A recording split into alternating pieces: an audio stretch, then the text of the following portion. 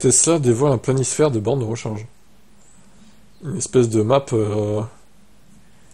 qui recense toutes les bornes, du coup.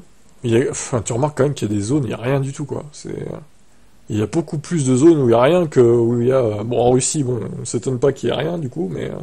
Même en Australie, hein, il n'y a pas grand-chose, hein. Juste dans le sud-ouest de l'Australie, quoi. Par contre, dans le centre, c'est vraiment paumé, hein. J'ai l'impression que l'Australie, au centre, il n'y a rien, en fait. C'est vide. Ils sont tous sur les côtes.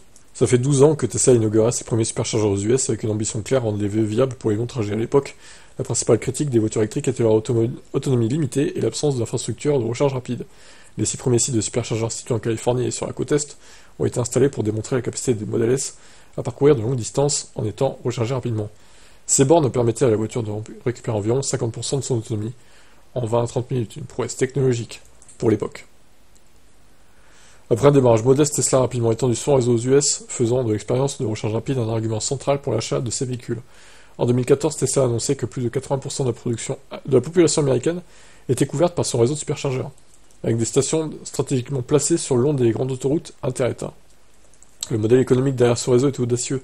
Tesla proposait la recharge gratuite à vie pour les premiers propriétaires, un incitatif fort pour tous ceux qui hésitaient à franchir le pas. Ouais, c'était tellement cher les Model S, il faut dire aussi que ils pouvaient bien, hein.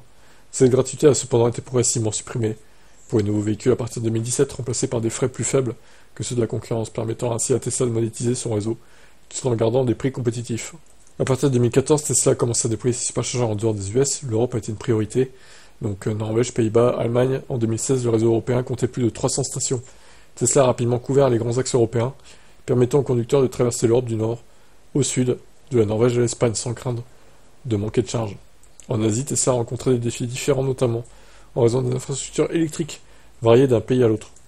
Toutefois, dès 2016, Tesla a implanté les premiers superchargeurs en Chine, le plus grand marché automobile mondial. La Chine étant un marché clé pour Tesla, l'expansion du réseau de recharge rapide y est devenue une priorité avec plus de 1000 stations installées dans le pays en 2023. Des efforts similaires ont été réalisés au Japon, Corée du Sud et plus récemment en Australie et Nouvelle-Zélande. Bon, après, voilà, ils sont passés au V4. Ils ont ouvert le réseau à d'autres marques. Bon, bah, c'était bien de récapituler tout ça au final, hein. Très très long article. En 2024, donc, le réseau de superchargeurs compte plus de 50 000 bornes réparties dans plus de 50 pays à travers le monde. Tesla s'est fixé un objectif de rendre les superchargeurs aussi accessibles que possible pour favoriser l'adoption des VE, notamment dans les régions encore sous-équipées. La densification du réseau dans les zones rurales et l'ajout de plus de stations urbaines sont au cœur de cette stratégie. Bon, bah écoutez, 50 000 bornes, c'est énorme. Alors, quand ils passeront le cap des 100 000, ça sera juste incroyable. Mais ça finira par arriver, et plus vite qu'on ne le croit. Ça se trouve, dans 7-8 ans, à mon avis, ouais, peut-être même avant, hein. D'ici 2030, les 100 000, à mon avis, ça sera atteint. Vu à l'allure où ils s'implantent. Bon, eh ben, affaire à suivre. Sacré déploiement, en tout cas.